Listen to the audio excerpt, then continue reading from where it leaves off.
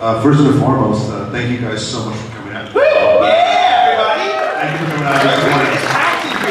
This place is crazy. Niagara Falls Comic Con, I just asked you, first time here. My first time. First time here. Derek? Second time. Second time here. When were you here last time? 2000 and... I don't remember. 2000 and something.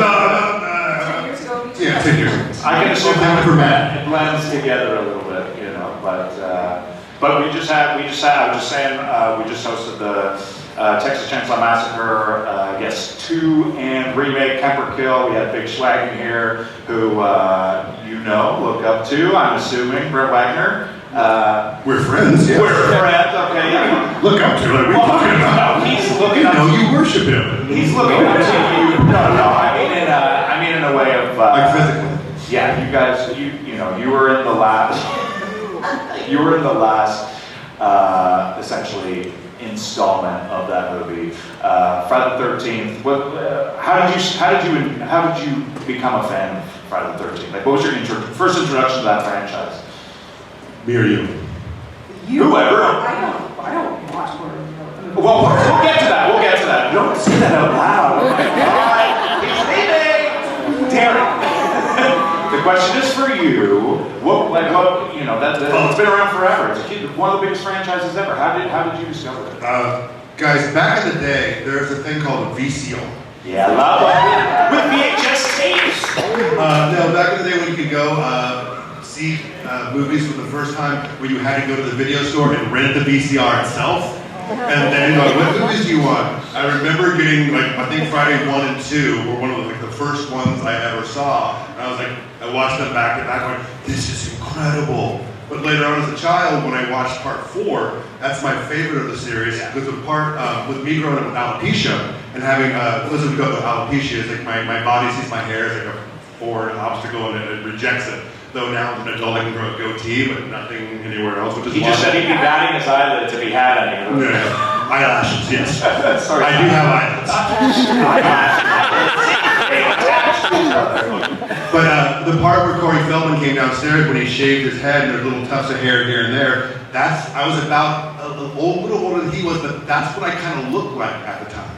And I was like, oh, I'm like a little version of Jason. And it's a weird, like, mind tweak full circle that I had so many nightmares as a child from Jason. Now as an adult, I get the opportunity to give a whole new generation nightmares. So you literally saw Corey Feldman and you were like, this is me. It looks like me. Like I'm in this film already.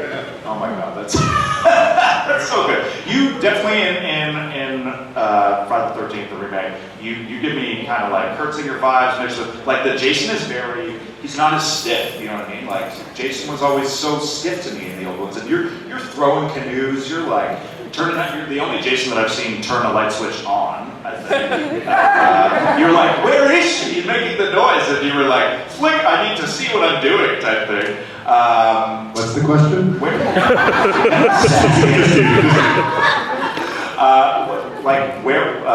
Who did you get your inspiration from? Like, which Jason character? Was it Kane? Was it like... Brother, we're on you're on cloud 9. Like, what are you talking about? I'm an actor, so you get it from the script. You build from the script, and you approach it. When I talked to the casting director for the first time, they're like, we don't know how to audition you because there's no dialogue for this character.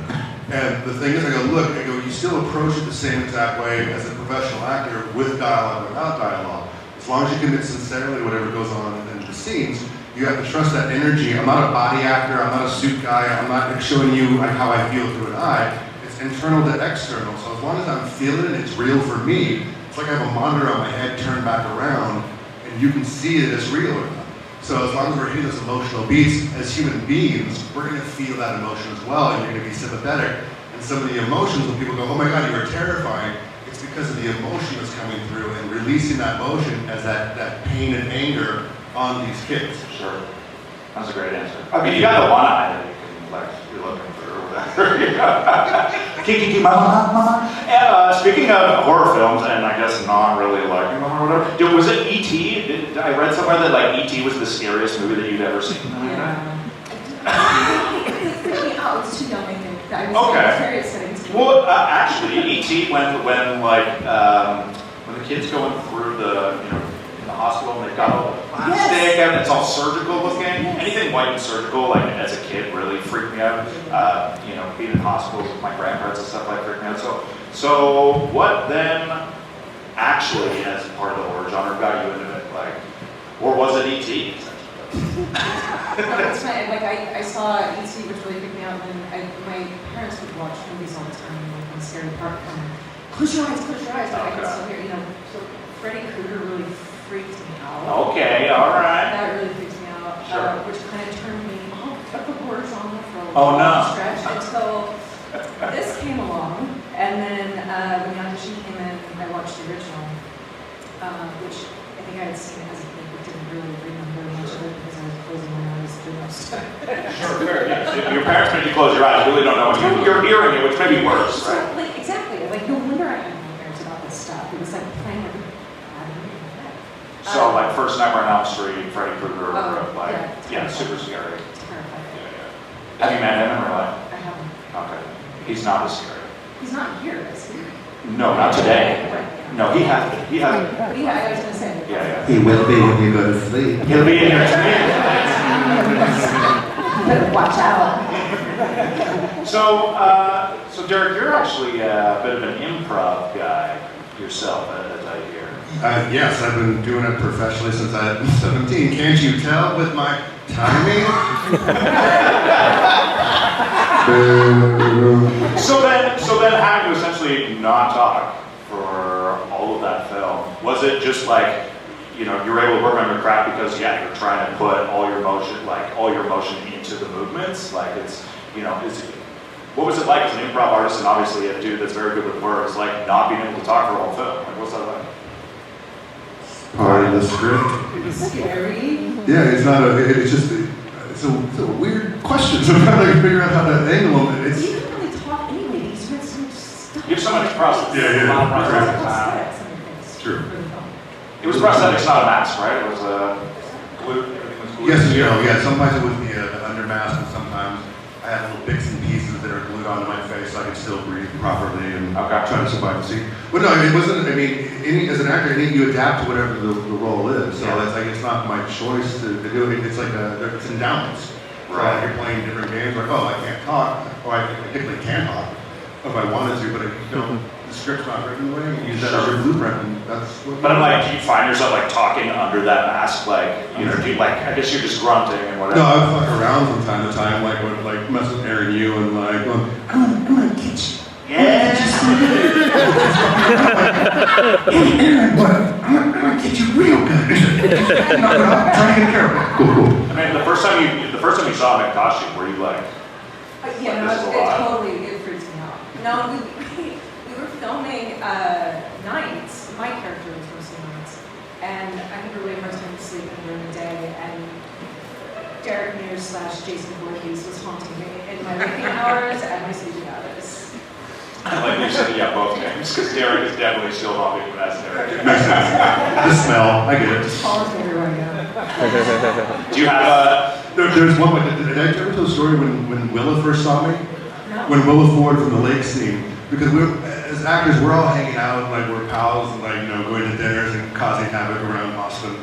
But the first time I came to set, and Willa was in the water to do the scene where she gets hit by the boat. I walked in, and I'm like, my normal, I'm like, hey Willa, and she's in the water. She went, nope, no. she just swam away? I love you. No, not right. No. And she just swam away. I'm like, okay, cool. There was quite a bit of like water stuff. Shout outs to the original on that. Were you wearing like wetsuits under all that stuff? Did you have like both? I wasn't in any of the water stuff. No, you weren't in the water stuff. No, I was just, I had foamy prosthetics that I'm like, oh, this is fun to try to sink in, and all the water absorbs it, and then you go down. Was it foam latex or silicone? Do you remember? No, it was not silicone, because that would be way too heavy. Too heavy. Yeah, latex for sure. Okay. Yeah, that's what I do for a living. I'm a prosthetic makeup artist Oh, cool. here in Toronto, so I get to work on boys and Gen V and stuff like that. Oh, super fun. So how long was that makeup process for you? The makeup wasn't too bad. I want to say like 2 hours to put everything on, depending on what we're doing. But when we had the under mask, when you we shot a scene where you could actually see the face. That was about 4.5 or so.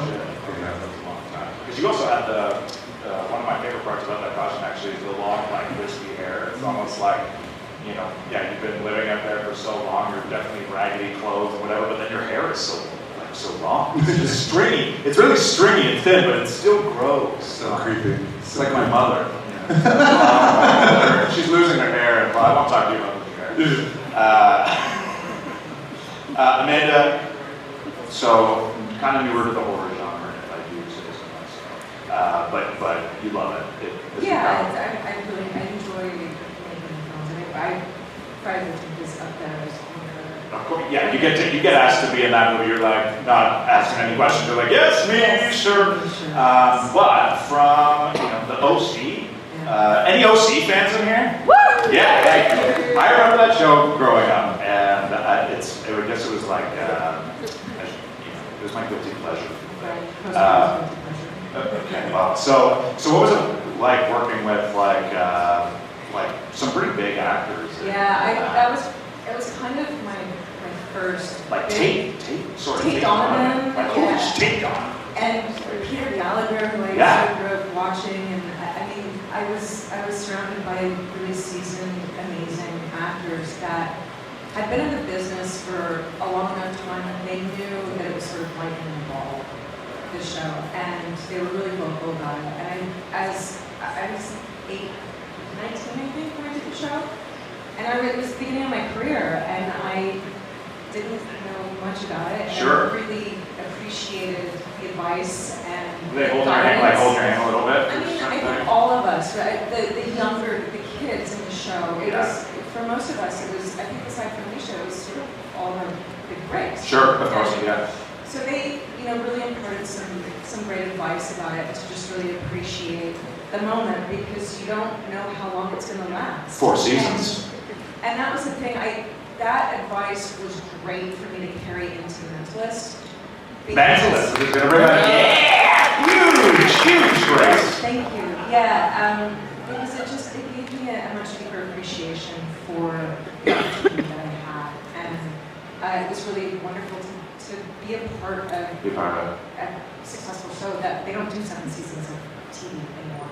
Well, that show was like, it did have that teen drama aspect, obviously, but it was a bit different, right? I think it was kind of ahead of its time. It wasn't, really, it pushed the envelope, and it was really risky in a lot of ways. And it talked about, subjects that nobody was really talking about on TV for that genre and for that demographic. I found it interesting because it was definitely, based around kind of richer kids, I'll say, in California. And growing up, like, not that at all. I was like suburb hand-me-down, like single mom type sweat kid. Not being into any of that, but I would watch that and I would still be like things that I saw reflected on my own life. I was still like, I can feel like what these characters are going through. It was relatable for teens, and I think no matter whether you came for money or you didn't, the teen angst and growing up in a coming of age, time period, it was relatable for that demographic. Now, The Mentalist, you kept going through COVID, did it? No, we ended before. Yeah, okay. It was the last season was 2014. Yeah. Well, and so speaking of big breaks, Derek. Yes. Big break, Wild Wild West. That was my first Hollywood movie, yeah. I mean, I did other films before that, but that was the first big blockbuster. And you guys remember like the Frankenstein, like Metalhead? Yeah, it was Metalhead. Metalhead. You guys remember Metalhead from Wild Wild West? That's right here. Okay. What was pivotal for that movie for me was I was so nervous, and that was my first, it's a big-time Hollywood movie, but on that show, that's where I met Rick Baker. Yep. The godfather of Mexico. That makeup is freaking cool. He is like, that was phenomenal. Well, we got along so well, and then I would get calls like, hey man, you want to work on Men in Black 2? You would get calls just from Rick Baker on the phone? Yeah, Rick and I became friends, and then at one point, because we're all horror fans, I'm like, I always say I'm a horror fan, representing horror fans, and I try to share this journey, going, this is crazy, this could end at any time. But like Rick calls up and he's like, hey, are you available at this date at this time? I'd like you to have, I want you to come to a meeting because Wes Craven wants to meet you. I'm like, what? And so when I went for a meeting with Wes Craven, I walked in his office and he had this giant old like folded Swamp Thing poster behind him. And he leans back to his desk and he goes, so, Rick tells me that you're the guy. And I'm like, I'm not sure what that is, but I'm a guy, yeah, yes. I'm like, but then doing the movie Cursed, that's what they use immediately. He goes, hey, do you want to do the werewolf? And The only werewolf to ever give the finger? I think that was. Unpopular opinion, like, I freaking love that film. I know. Well, and so, have you guys seen Cursed? I love that movie so much. I actually saw it like a little bit later in life, and we saw it at a screening, and then I discovered that you were the werewolf, and I was like, this werewolf's having fun, right? Like, there's some crazy stuff going on here. I got cut from the film. Which would The animal truck. Oh, yeah. Sometimes we play around on set. I was walking to set with Greg Nicotero from K&B, and all the walking. And Greg and I, again, meeting people because I worked for West, and I met Greg, and then Greg started putting my name in for things, and I'm like, this is crazy. But I'm walking to set to go shoot in the full werewolf costume. We see an animal control vehicle on the side, and I look at it, and the window's down, and I'm like, I stop for a second, and Greg looks at me like and he looks over, and I look at him, and I go, should we? And he goes, oh yeah. So I walk over, open the door, hop inside, close it, and I lean out the window, and he goes, and so we took off the set, and like that's where that crazy picture comes from. So, there weren't some rabid dogs in there or something like that. and also, so you talked about the curse, the finger flip off. The origin of that, the reason that happened, was we were filming, and Wes Craven has the most driest, most lovely sense of humor. So we were doing rehearsals, and we were testing, and we did a trial run and test camera. And I'm up on the rafters doing it, and I break it, and then when they call, because I'm playing a female werewolf, and they make a negative comment about me being fat, I remember, I wanted to make Wes laugh, and Wes like, ah, and starts laughing. That's the only reason I did it. And so when we started, okay, we're gonna roll for the regular take, he's like, Derek, do that again. I go, really? I'm just goofing with you, and he's like, no, do it. I go, are fans gonna murder us? He's like, no, just do it. I'm like, okay. The first time I saw it, I was like, what just happened? And then I left the theater going like, that was amazing. Like, It became a meme. It did. It became everything. And yes, you were a female werewolf, and I believe the line was, like, your bony ass and your fat thighs or something really body shaming, which was about like the female before the, but anyway, we don't talk like that anymore, right? So it's it's really well, and it's not cool. I'm not like, but for that movie, which also took 7 years, half the cast was. Well, we shot it 2 different times, which is so crazy. We shot the full movie, and after we were done, but it was different cast. Like Skeet was in it. Skeet was. Yeah, Skeet was one of the leads. There's Netflix at one point. Well, I'll get about that. We shot the entire film. When we wrapped, they go, "Hey, this film's never going to see the light of day." And I'm like, "Okay." They say that on set. And so I did like a walk around. I was like going through stuff, and I was going through Europe for the first time. And I get a call in Europe, and they're like, "Hey, here's the deal. Kevin's rewritten the script. We have some people coming back, some people not coming back. We're going to shoot the entire movie again. Do you want to be the wolf still?" I went, that sounds cool. And I came back, and then they call after we shoot the whole movie. Months go by. Bring Derek. Okay, so we're going to reshoot the ending. We're going to keep the second film that we're doing, but we're reshooting the ending. Can you come in for that? Sure. A couple months come by. Okay, Derek, listen. We have that new ending we shot, but we're going to add something on top of that. Can you come in? And I'm like, yeah, okay. I felt like I was the host because I was there the longest out of a lot of the people. We'd have new coordinators coming back. Hi, I'm Derek. Crafty's over here. Wagon, what do you need? Like, it was like, this is Derek. He'll show you around the set and introduce you to everyone. I've never seen the first one at all. I don't think it's never seen the light of day, though it technically exists somewhere. Because they were trying for the 4K release of Curse, they were trying to get that movie put on as like a freebie or whatever. But I'm like, there's no way they're going to do it because other people with rights, it's not going to happen. So it didn't happen. But at one point, Netflix made an error. There was a picture they put up. It's like of the werewolf grabbing Skeet and like pulling or whatever. And then the fans took a picture of it, and then they immediately deleted it or whatever. I had never saw the picture before. I go, holy crap, that's from the first one. I've never seen it. So yeah, real weird, like Interesting, focus. like kind of weird. A storm instructor. Just keep talking. Have you seen I Kurt? really know what to say. Oh, man. I'll be over here, girl. He's trying to be quiet on his film. Have you seen Curse? Have you seen that film?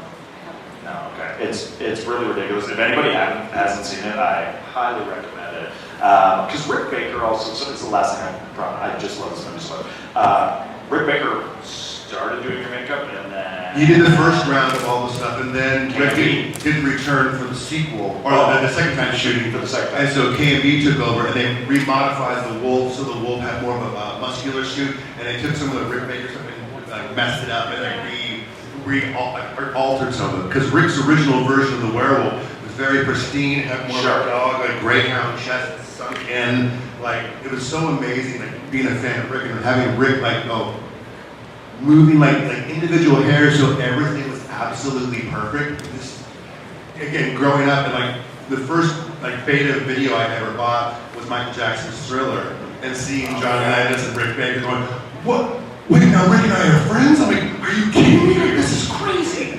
So unbelievable life. Again, it ends right now, like the universe or whatever you believe. It's going to be wonderful. Amanda, if you were gonna pick like a monster, would it be a werewolf? Would it be Creature of Black Lagoon? Like, what's your favorite besides Freddy Krueger? Sorry, Probably werewolf. werewolf. Okay, Yeah. well, so there we go. One quick interjection with working with Amanda that was so amazing. When we were doing the scene where it makes me laugh when certain fans go, Jason doesn't take hostages. And I'm like, oh, you don't get it. That's cool. You don't get the subtext. It's not. You just don't get it. That's Because I try to explain to people going, oh no, the subtext of it is like he's been rejected by society and his only love is his mother, and she's murdered in front of him. He wants to be left alone, but these kids are almost like the one. That's the one who killed him right now. So when he's holding on, Jason keeps Amanda because he's like, oh my God, like, she looks so much like his mom. Like, I love you. As human beings, we need love, and he craves that love. But on the other side, like, you're the one that killed my mother, and I want to destroy you. So he's doing this mental conflict, trying to figure out like what's going on. Because as human beings, we're not supposed to be alone. We're pack animals. And being that I did so much psychological research about what the effects of that was, so the confusion. But the point I was getting with Amanda, it was the wildest thing. She's such a professional actress. There are times where, because sometimes we talk about we have the analogy where it's like a radio dial. If the emotion of the scene needs to be over here, my normal emotion for my personality is over here. I have to hover closer in this area, so it's a smaller emotional jump. And she would do this thing where she would separate from the set, and she would go into the character, and she would moan and cry, and she would get herself to the point. But it was so hard because I would hear her, and she's like my sister, and like hearing her and seeing her cry and shake. You want to help her. I know you're doing your process. You are an A-list, so like an actress. Like Are you okay? Leave me alone. Exactly. Make sure you're okay. I got it. Whatever you need. But she was so committed to it, and there were times where I don't know if you remember this. We were doing the one take, and when I was slamming behind, I was like that frustrated when you were down there. Someone was talking. I remember, yes, I remember. You lost your shit. I lost it. It was so cool. I lost it. Oh, like someone talking when they weren't supposed to be talking? Well, yeah, because when you're rolling, you're not supposed to be talking. Sure. People are supposed to be talking to the actors. And, it's a lot. Look, wait, did we shoot that on film or was that on digital? I don't remember. I think it was filmed. I think it was filmed because it was a SAG contract. And, sometimes you only get 1 or 2 takes. Yeah. And if somebody blows that take for you, Sure. and you're there Yeah. and ready to go, to get back to that place, time is money on the set. And the set's not going to wait for you to be ready a second time, or third time, or fifth time, or 10th time. You have to be on. And so when you're on and you're ready and somebody else blows it for you, it's heartbreaking. Well, It's you're like, gonna be that It's character. like you can feel it. It's like this is going to be the one, and then you hear somebody, Quiet on set!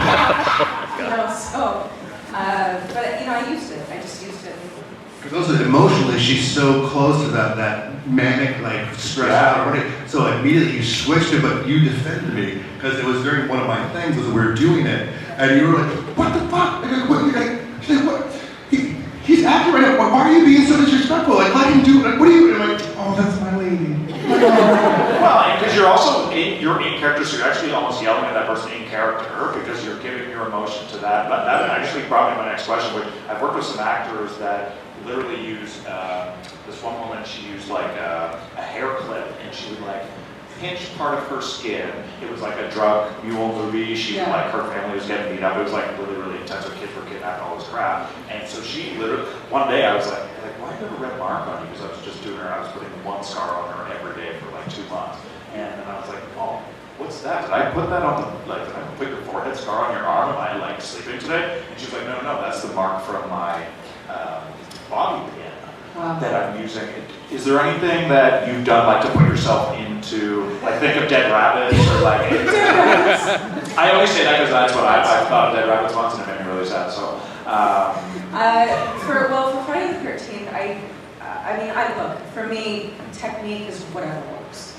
And with Friday the 13th, I implemented more, I think, Meisner than anything, because I was sort of playing off of a lot of the emotions that Eric was giving, and so it availed me to be more open to that stuff, but it's also like, because it was so intense, for me, it's very difficult to just switch off and switch back in. Like, I gotta kind of stay in it to stay truthful to it. Otherwise, I start to fake it too much. And if I'm faking it, the audience isn't. The crowd's everybody's gonna know, right? If I don't believe it, they're not gonna believe it. So it depends on the project, honestly. It really just depends on the project and what kind of emotion is necessary and how long I have to carry.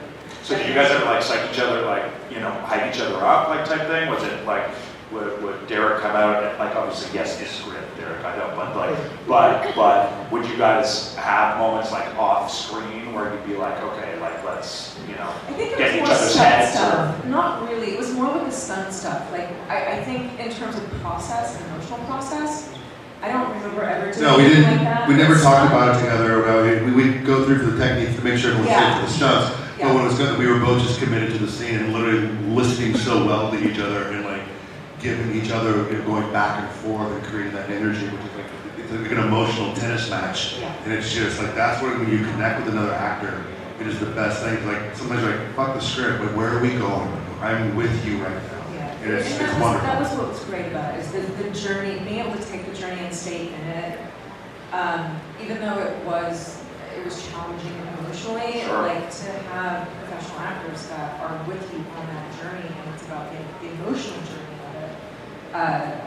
That's what I'm looking for. I think as viewers, we often forget, like, you guys do such a good job of putting us there, but then we forget what in real life you guys are going through on set, whether it's heat or like heat stroke. We were just talking a big swag, like obviously having to get taken off of the TCM remake and stuff like that. Like, there's so much that you guys have to deal with. Well, the wild thing is your body, you're basically lying to your body. Your body doesn't know the difference. So when I'm bawling or freaking out in a movie or something, going like, that emotion is real. And it like, when I did Swamp Thing, I was manic for 8 months. Swamp Thing fans? Yeah!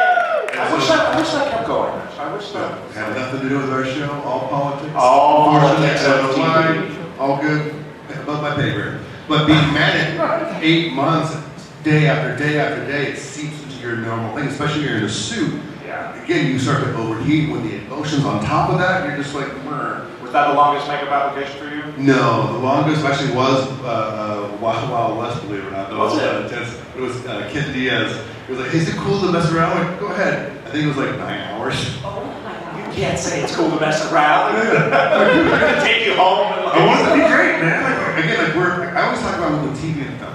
We're all artists in different mediums. There's no hierarchy. A lot of times the actors get like, I'm this. I'm like, dude, we're all artists. We all have our different mediums and we work together as a team. So I see an actor going, do you know who I am? I go, yeah, man, I see you talking down to the caterer. Can you make food for 260 people? No. Hey, can you do the prosthetics like make it protect it? No. Can you like? No. You're just playing pretend. Shut the fuck up and do your job.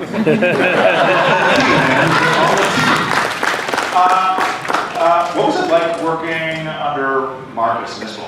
He's a pretty rad guy. He did the Friday the 13th, then he did the Texas Chainsaw Massacre 2003.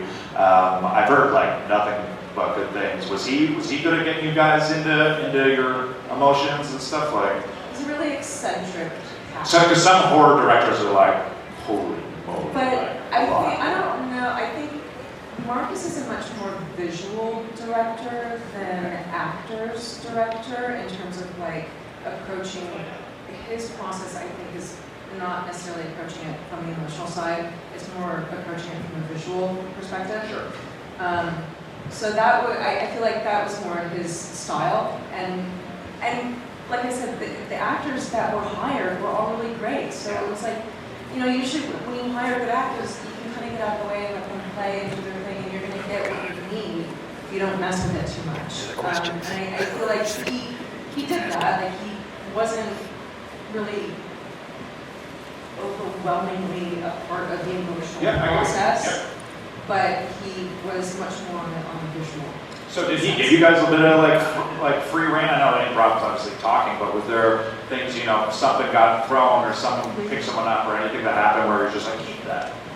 Like the finger thing. Was there anything like that for you guys? There was so much stunts. I feel like we were kind of on our own for some of the stunt stuff, and I feel like he could have messed with it, but he didn't. Where? Does he like producing? Yeah, but he never really came out and was like, I love that, do that again. It was everything was always, each take was a little bit different, or visually was a little bit different angle or a different lens, and like I said, I feel like everybody was really on point. Yeah. So you didn't have to mess with that part of it too. How long did Friday the 13th take effect? How long were you guys at? I was there 9 weeks. Oh. Yeah, I think myself I came a week or two after you guys started. Yeah, no, I was there the longest because I was part of the first group, and which is a whole other movie.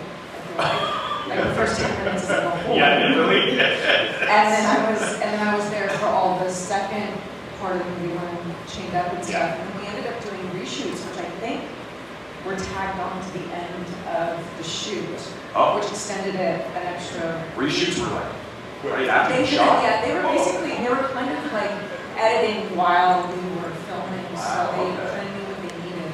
And I think it was about 9 or 10 weeks. That's cool. That's cool. I just want to quickly mention Compound Fracture. Sure. Because I really like that movie. I think it really shows you a lot of your capabilities because you're men, you're like a ghost technically, and so you're doing a lot. Did you do a lot of how hard was it for you to get into that role? Because you're the main guy now. Yeah, it wasn't too hard at all. Again, on the acting side, the most interesting about the film was how Tyler Maine and I.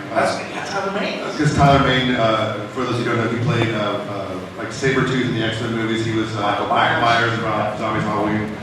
We've always been friends before I was Jason, before he was Michael. And the reason I got involved with the film was we would hang out at each other's houses from time to time. Our wives are pals. And I was hanging out over his house one night, and Tyler, we're having a couple drinks. And Tyler goes, "Hey man, you want to fight me?" And I'm like, "Oh yeah, let's do this." And he goes, "In a movie?" I go, "What?" He goes, "No, that's a verbal contract. You say yeah, you got to do it." And I'm like, "What?" Yeah, okay, cool. I'm gonna fight you in this living room right now while we're drunk. But I'm 6'5", 235 pounds. Tyler is 6'9", 200 and a lot. He's a beast. And he's like, I need someone who can be intimidated that could beat me up. And I went, okay, that's cool. But yeah, I was really proud of him and his wife Renee because they worked so hard on putting this entire project together as an indie project. And the first day I showed up at set, I go, "Oh my God, you have craft service." Like, what? They go, "Oh my God, a gym for the camera?" But he's like, "Yeah, this is a legitimate film, dude. What did you think?" I'm like, I'm always prepared. I'm bringing my A game. I go, but I thought I was like, a favor for a friend. He's like, "No, dude, we're an actual film." Water and crackers and Todd Farmer. Todd Farmer, who Yeah. wrote Drive Angry 3D, Yeah. Jason X. He was Dallas in Yes. Jason X. Jason comes to Toronto. For sure. But it was so funny because he's an A-list writer, and I go over to craft service. I go, what the fuck? Todd, are you working craft service? And he's like, yeah. What do you need? And I'm like, why are you here? I'm doing a favor for Tyler. And I'm like, this is insane.